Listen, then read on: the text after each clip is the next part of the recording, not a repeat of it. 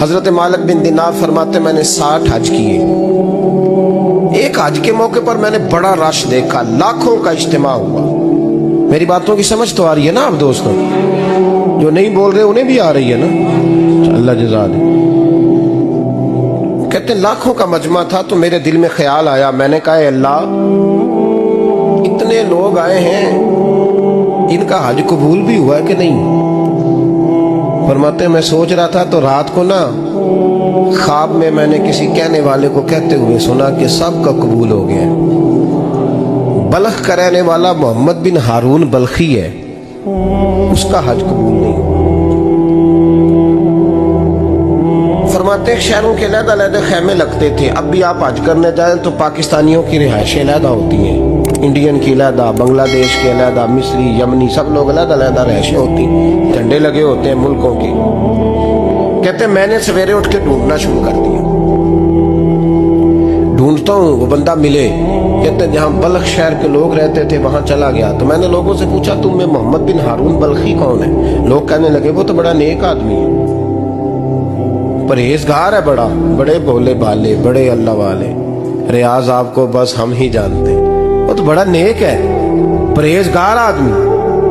میں نے کہا اچھا کہاں ہے؟ انہوں نے کہا پہاڑ کے پیچھے اس نے خیمہ لگایا ہوا ہے, ساری رات عبادت کرتا ہے, سارا دن روزہ رکھتا ہے, قائم اللیل ہے, صائم الدہر ہے. کیا بات؟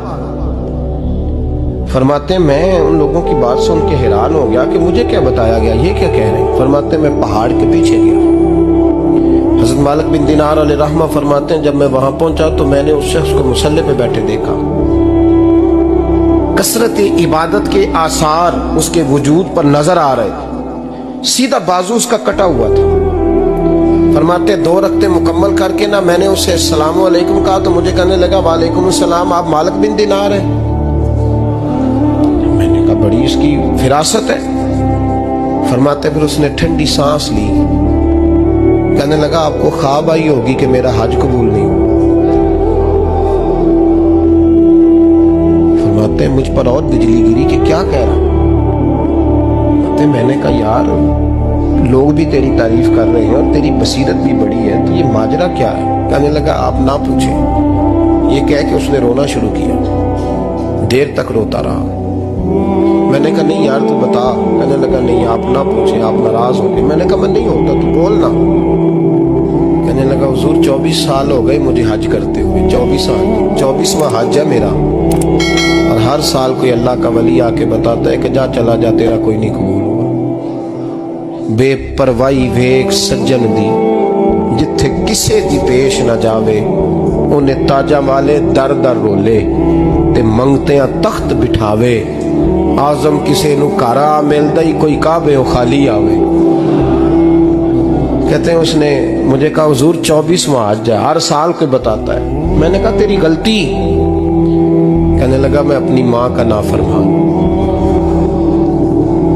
میں نے کہا واقعہ کیا ہوا؟ کہنے لگا حضرت اللہ نے مجھے دولت دی, مال دیا, زمینیں دی تو میں عیاش ہو گیا. امام مالک بن دینار رحمت اللہ علیہ فرماتے ہیں مجھ سے کہنے لگا پیسے آئے تو میں عیاش ہو گیا.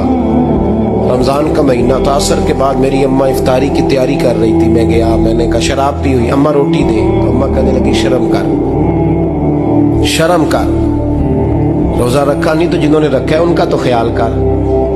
کہتے اماں کی بات کا مجھے غصہ لگا. میں کہا کرتا ہوں بد نصیب ہے وہ بیٹا جس کا باپ اس سے بات کرتے ہوئے ڈرتا ہے کہ پتہ نہیں کہاں سے بولے گا. بد نصیب نہیں وہ بیٹا جس کی ماں اس سے بات کرتے ہوئے سہم جاتی ہے کہ پتہ نہیں کون سی بولی بولے گا. بد نصیب نہیں کہ ماں باپ بھی جس سے کھول کے بات نہ کر سکے. حضرت مالک بن دینار سے کہنے لگا اماں نے جب کہا نا شرم کر تو مجھے غصہ آیا, میں نے ماں کو تھپڑ مارا اور میری ماں جلتے ہوئے تندور میں گری. لوگوں نے مجھے پکڑ کے اندر بند کر دیا کمرے میں. ساری رات میں شور سنتا رہا پر نشے میں دھوت رہا. سویرے آنکھ کھلی تو میری بیوی بیگ باندھ رہی تھی. میں نے کہا کہاں جا رہی ہو؟ کہنے لگی جو ماں کا نہیں بنا میرا کیسے بنے گا. میں نے کہا میری اماں کا وہ تو لوگوں نے رات کو ہی دفن کر دی جنازہ پڑھ کے. تڑپ کے کہنے لگا مجھے کیوں نہیں بتایا؟ تو کہتے ہیں لوگ کہنے لگے تیری مرتی ہوئی ماں کہہ گئی تھی اسے میرا منہ نہ دیکھنے دینا. जनाजे के करीब ना आए। हजरत मालिक बिन दिनार फरमाते हैं जब उसने ये बात सुनाई तो मैंने भी उसके मुंह पे थप्पड़ मारा। मैंने कहा तो इसी काबिल है। कहते हैं वो रोने लगा, हुजूर दुआ करे अल्लाह मुझसे राजी हो जाए। कहने लगा जब माँ की इंतकाल की खबर मिली तो मैंने कुल्हाड़ी लेके वो हाथ काट दिया जिससे माँ को मारा था। मैंने सारी जायदादें खिरात कर दी। 24 साल हो गए, 24 साल। सारी रात नमाज पढ़ता हूँ, रोजा रखता हूँ, हज करता हूँ, पर हर साल कोई आके कहता है जा दौड़ जा, तेरा कोई नहीं कबूल हुआ। हुजूर दुआ करे मालिक राजी हो जाए। फरमाते मैं थप्पड़ मार के आ गया। मैंने कहा तुझसे राजी हो जाए इतने जालिम से? इमाम मालिक फरमाते रात को आके सोया तो मुझे ख्वाब में रसूल पाक का दीदार हुआ।